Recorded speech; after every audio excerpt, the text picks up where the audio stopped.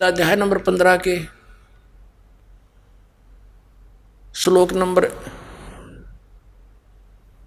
1 से 4 में स्पष्ट किया गीता ज्ञानदाता ने कि जो चौथे अध्याय के 32 और 34 श्लोक में जिस तत्वदर्शी संत से ज्ञान प्राप्त करने की मैंने कहा है, उस ज्ञान का आश्रय करके और उसकी पहचान बताइए 15वें अध्याय के प्रथम मंत्र में कि उल्टे लटके हुए संसार रूपी वृक्ष के सभी विभाग जो बता देगा स वेदवित, वो तत्वदर्शी संत है। उसके पश्चात 15वें अध्याय के चौथे श्लोक में गीता जी में कहा है, उसके पश्चात परमेश्वर के उस परम पद की खोज करनी चाहिए। ये देखिएगा गीता फिर दिखाते थोड़ा सा, श्रीमद् भगवत गीता, गीता प्रेस गोरखपुर से प्रकाशित है। ये अध्याय नंबर 15 का हम श्लोक नंबर 4 पढ़ेंगे।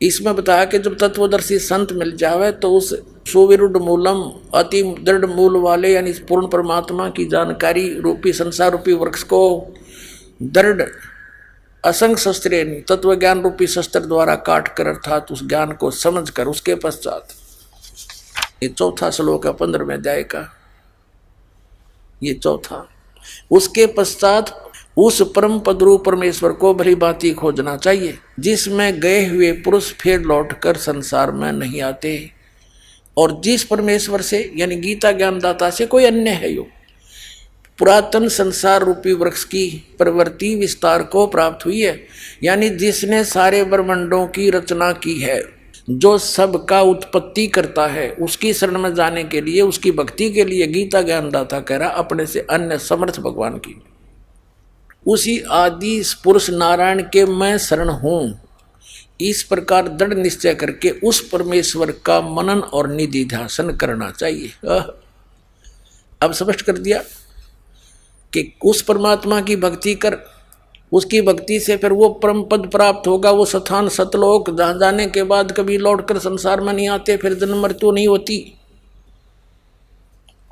18वें अध्याय के 62वें श्लोक में इस गीता ज्ञानदाता ने कहा कि अर्जुन तू सर्वभाव से, ये देखिएगा 18वें अध्याय का ये 46वां श्लोक है, इसमें ये भी स्पष्ट कर रखा है कि जिस परमेश्वर से संपूर्ण प्राणियों की उत्पत्ति हुई है।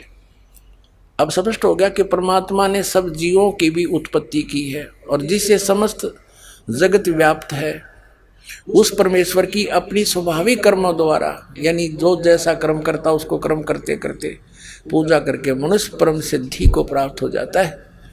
अब देखना, अब 62 में आ जाते हैं अध्याय नंबर 18 के,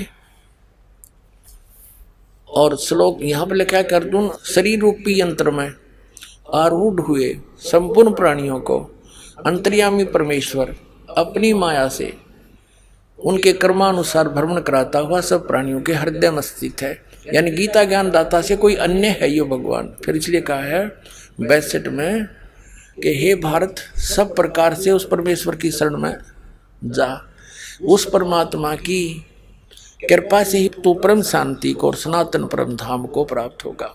अब इससे क्या सिद्ध हो गया कि गीता ज्ञानदाता कहता है उस परम अक्षर ब्रह्म की शरण में जा, जिसकी कृपा से तो परम शांति को और सनातन परम धाम को प्राप्त होगा। गीता अध्याय नंबर 8 के श्लोक नंबर 5 और 7 में गीता ज्ञानदाता कहता है मेरी शरण में रहना है तो मेरा एक ओम अक्षर है, इसका जाप कर, पर युद्ध भी करना पड़ेगा, और जहाँ युद्ध वहाँ शांति नहीं।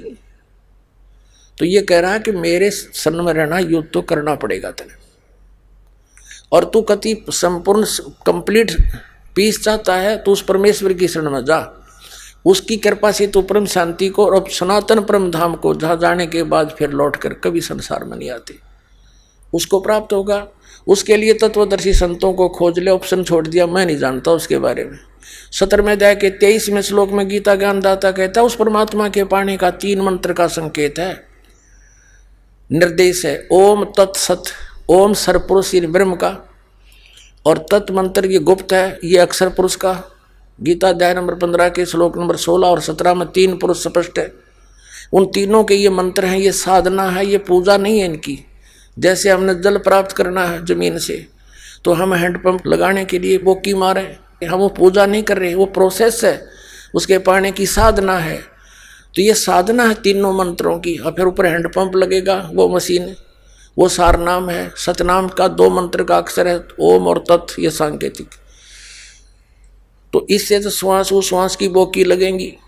और तीसरा सार नाम फिर हैंडपंप लगाया जाएगा, उससे वो जल यानी परमात्मा प्राप्त होगा। तो ये बताया है कि 17वें अध्याय के 23वें श्लोक में कहा कि ओम तत्सत इति निर्देश ब्रह्मण तिर्विद समर्थ है। उस सच्चिदानंद घन ब्रह्म यानी परम अक्षर ब्रह्म की साधना का, उसकी प्राप्ति का 3 मंत्र का जाप है। 8वें अध्याय के 5 और 7 में तो अपने विषय में कहता है मेरी साधना करेगा तो मुझे प्राप्त होगा, युद्ध करना पड़ेगा। उस परम अक्षर ब्रह्म की साधना करनी है तो उसके लिए वो तत्वदर्शी संत बताओगा, उसका मंत्र बता दिया, उससे कर, उसकी भक्ति करेगा। 8वें अध्याय के 8, 9, 10 में उसकी साधना करने वाला उसी को प्राप्त होगा। कति सिंपल, कति स्पष्ट क्लियर कर रखा।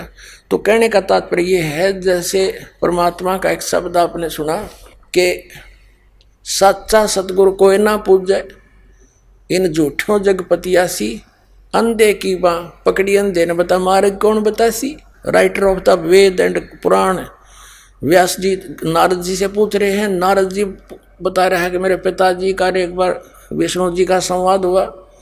ब्रह्मा जी विष्णु जी को सर्वेश्वर महेश्वर बता रहे हैं और विष्णु जी कह रहे हैं मैं दुर्गा से ऊपर कोई भगवान ना जानता अपने नॉलेज में, मैं तो उसी की ध्यान पूजा करता हूँ। दुर्गा कह रही है हिमालय राजा को कि तू केवल वो ब्रह्म की पूजा कर, सब बातें छोड़ दे, उसका एक ओम मंत्र है। और ब्रह्म कह रहा है उस परम अक्षर ब्रह्म की साधना कर, उसके लिए तत्वदर्शी संत की खोज कर, तब तेरा पूर्ण मोक्ष होगा, नहीं तो तेरी भी जन्म मृत्यु मेरी भी जन्म मृत्यु। जग सारा रो गया रे जिन सतगुरु वेद न जाण्या, जग सारा रो गया।